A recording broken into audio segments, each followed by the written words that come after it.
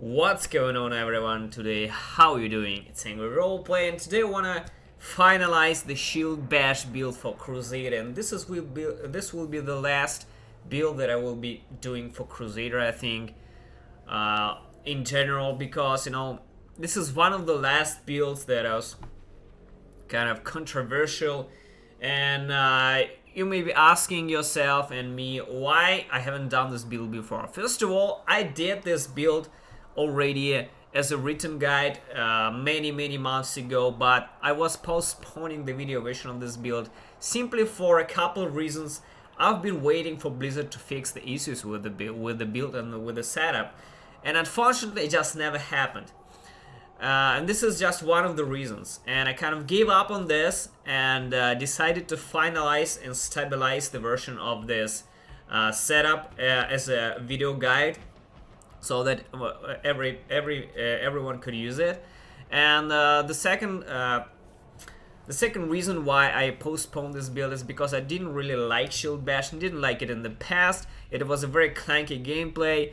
It was very briefly used in the past, like 3 years ago when it appeared, and it was quickly surpassed by the sweep attack build with the Rolands. And so it was never very popular. It was very clanky, hard to survive. The damage was good, but people disliked the gameplay that Shield Bash offered, so that's why they preferred sweep attack for the most part. So these are the couple of reasons why I postponed this build. But I recently been trying to finalize this build, find the good setup that works, from different aspects, like from defense and offense aspects of the game, and I came up with two different setups. One I will call the defensive version, and one I will call the offensive version. Defensive version is very hardcore oriented. It has tremendous amount of toughness. It has over 200 million toughness in the build, and offensive version has around 70 million toughness here, but it's very effective in the end-game push. And I would like to thank also my followers who sent me the link with the videos to the guy who actually pushed this Shield Bash to a high rift, and this guy is called lotsofbeets, and I would like to thank Beets for reminding me that the old setup is the old setup with the focus and restraint still works. So let's start with the offensive version. Now, the offensive version is very old. In fact, the build hasn't really changed much for the last 3 years. It's exactly almost the same identical build that we used to play 3 years ago, and it uses focus and restraint and the Hellfire Amulet.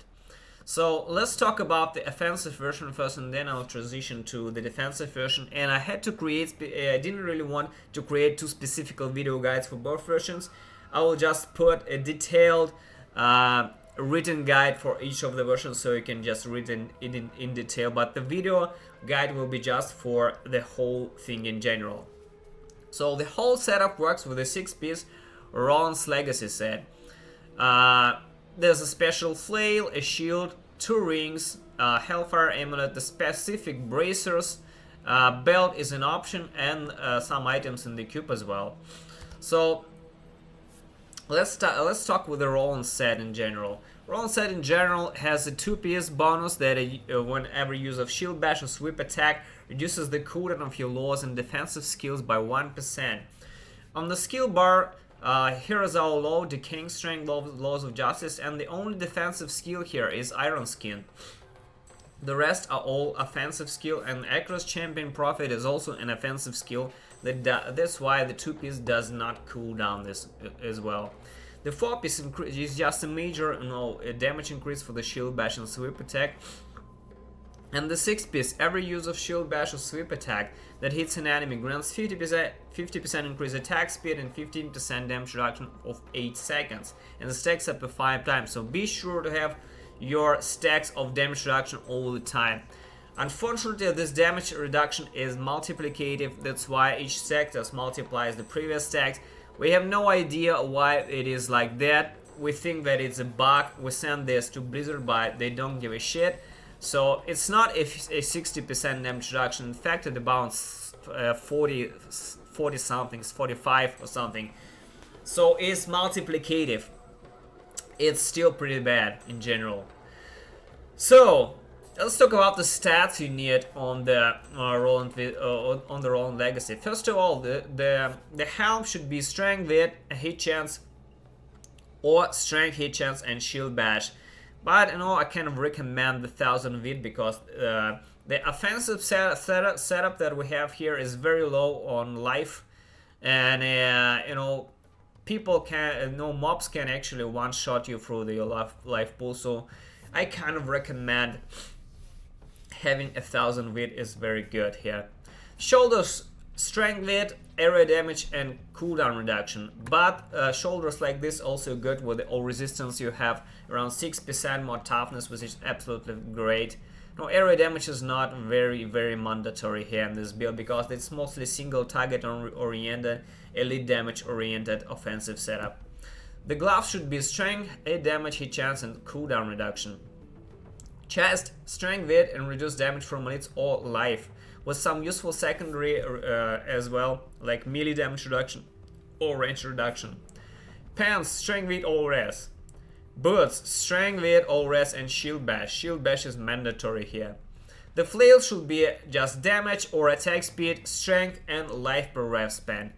You know, well, life per rev span is good in this build, and life per hit is not as good, simply because our attack speed is very clanky. This is one of the reasons why this build does not, you know, perform that well like the sweep attack. There is a problem with animation, and I believe that it's actually a bug, because you know, when you get this 6 stacks of your 6-piece bonus, your 5 stacks of attack speed, and the attack speed becomes 250% attack speed. Basically, the shield bashing animation is not fast enough to kind of reflect how it should be. That's why it becomes clanky. Sometimes you stop attacking, sometimes you attack fast, sometimes you just do not attack. So it's the life per hit here will not be very effective, and we dump our ref really fast. That's why life per ref is incredibly strong in this build. It's much better than life on hit. So the rings should be focus and restraint, and the stats should be strength, hit damage, and chance. Strength, hit damage, and chance, nothing crazy. The bracers are the only this one we need. Physical, strength, wit, and hit chance. This is Dracon's lesson, and try to get as high secondary legendary roll as possible.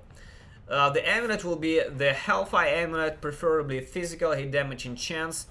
But you know, Eye of the Elish is also pretty damn good. So Eye of the Elish is pretty good as well. But Hellfire is always better, of course. As for the gems, the normal ones, it's all diamonds. We need all resistance as much as possible, so this is very good. The shield is the Final Witness. Shield glare now hits all enemies around it. This is our AoE damage, area damage. We do shield bashes and then we glare everything around us. That's why we melt trash around us. And the stats will be strength wit, hit chance, and cooldown reduction. You can also have strength wit, hit chance, and shield bash damage here. Shield bash will be very good here as well. But cooldown reduction is also pretty decent, because the higher cooldown reduction that we have, the higher uptime of Icarus champion we will have. I will talk about this problem later. For the belt, there's a couple of good options here. First of all is Witching Hour. Witching Hour will increase your output by around 10% of damage. It gives us attack speed and hit damage, and your hit damage will be around 500% with the Witching Hour. Another good option here is Vigilante belt that comes with CDR, and it's the only belt in the game that rolls with cooldown reduction. And the high cooldown reduction that it will have, the high uptime of Icarus champion on all the laws it will have as well. Another decent option is a String of Ears. It just will give you a tremendous amount of melee damage reduction. That's why it's so good as well. So As for the legendary gems, it's the Bane of the Trapped, Esoteric Alteration, and the Bane of the Stricken. Bane of the Stricken is mandatory to kill the Rift Guardian and the elites. Bane of the Trap is just a global multiplier that multiplies all damage. And Esoteric Alteration basically doubles all your toughness, you know. Toughness is an issue with this glass cannon setup that we have here. It's very low toughness. That's why, you know, I prefer Esoteric Alteration absolutely all the time. Another option that you may have here, Gogok of Swiftness with provided with the cooldown reduction, attack speed, and also some dodge chance. It is not bad at all, but just not as good as Esoteric Alteration. And I found myself dying way too often with the Gogok of Swiftness and just kind of settle up on the Esoteric Alteration. However, with Gogok of Swiftness, you have much higher uptime of your Akaras champion as well. This is why it's pretty damn good. As for the cube, we have the Furnace for elite damage, Nemesis Braces for more elites, and Unity with the second Unity on our follow as well. Double Unity is mandatory to survive with this glass cannon setup.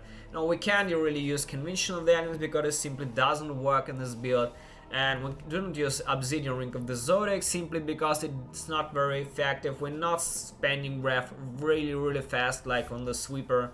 And another good option here is the Leoric's Crown will give you around 10% more cooldown reduction. It will have around 46% cooldown reduction. It will greatly help with the Akaras champion, but it's not mandatory. So I think that killing more elites is better here, simply because you know, basically damage is all that matters. Damage is the only thing that will stop you in a Great Rift.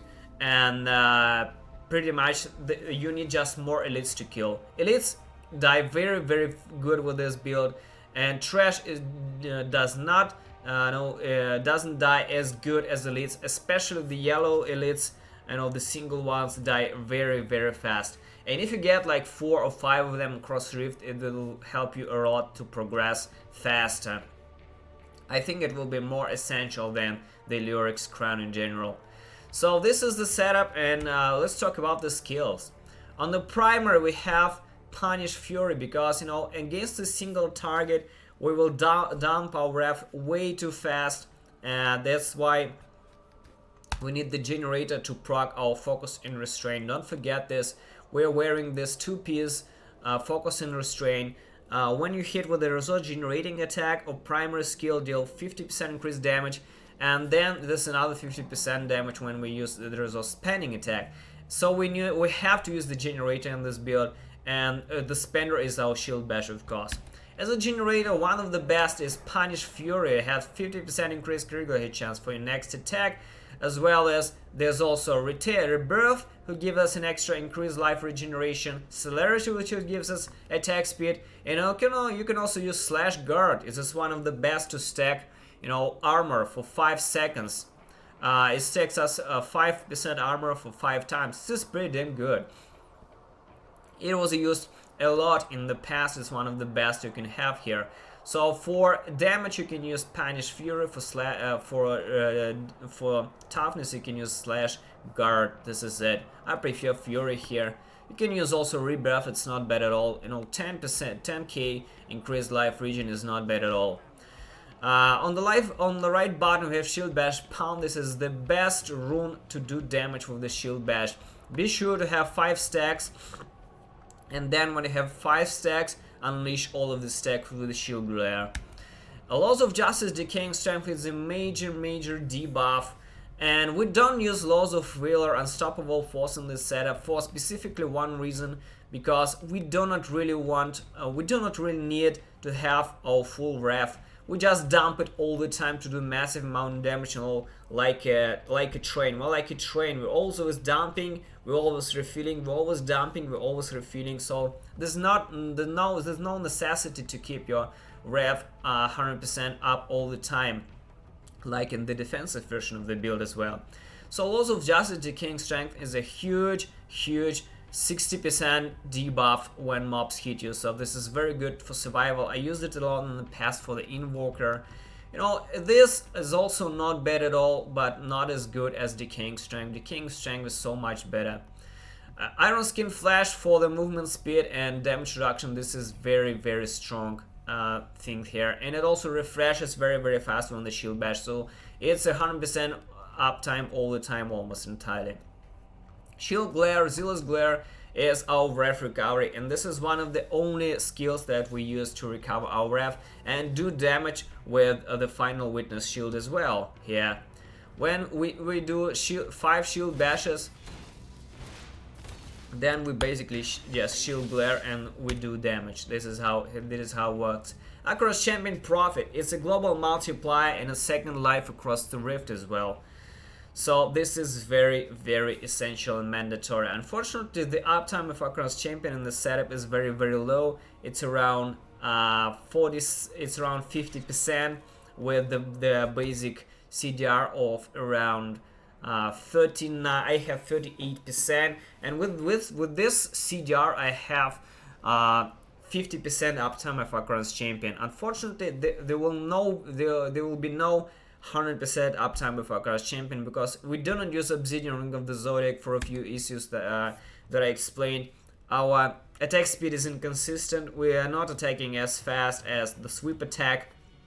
That's why we will never have Across Champion up all the time, but it can be decreased to a crucial amount if you use the Belt of Vigilante. We use CDR in many places, and we use a Lerox Crown here as well, and then it will be really good. And we will also have to use a Gogok of Swiftness here and stack it to 50%. Then we will have the very high uptime of Across Champion. So as for the passive, it's Hold Your Ground. It's like it's the 5th passive is Hold Your Ground basically. Your block chance increased by 50%. And this is mostly for the Punish Fury to get an extra 50% increased critical chance when we block. Finery gives us around 10% more damage and also 10% more toughness because 1 strength gives us 1 armor as well. Wrathful, we dump Ref really fast. That's why Wrathful is a supplementary healing source here, along with the life per ref span on our flail. This is very good, and it's also increased by 1% of a health glove healing bonus. And I have my glow bonus here on my boots, so it also helps a bit as well. This is pretty damn good, I would say. Heavenly Strength is just to hold a 2-hander in one hand for us, and this is it. And another passive that is mandatory is Towering Shield, which decreases the cooldown of our Shield Glare by a huge amount. And if you don't have the Hold Your Ground somewhere on your Hellfire Amulet, just use Towering Shield here and forget about Hold Your Ground. Hold Your Ground is not mandatory. And if you don't have Hold Your Ground, I recommend using Zeal Guard as well as a defensive option here. So this is the offensive version. I cleared 85 with this, and I think that this has the potential to clear about Great Rift 90 actually. You know, the damage is there, but the toughness is not there. It's very glass cannon, very fishy setup. That's why I don't really, it's kind of frustrating gameplay. It's even more squishier than the Hamadin. With Hamadin you can recover really fast. With this, you may not be fast enough to recover and you just die, so this is it. Now to the defensive version, guys. Defensive version consists of the Endless Walk set with Compass Rose and the Traveler's Patch, and also the Justice Lantern has a secondary reading. And here we'll have Unity and Achilles Cuirass as well. Let me show you. This is the Achilles Cuirass. So now our toughness will greatly improve with this. We can also use the Vigilante belt. And as the shield, we will have Pira Morella here. Let me find it. It's somewhere here. Yeah, it's here. And as you can see, take a look at our toughness here. Our toughness here over 200 millions, and it's a lot of toughness here. And here we have the final witness shield. Let me just find it. Anyone sees the final witness?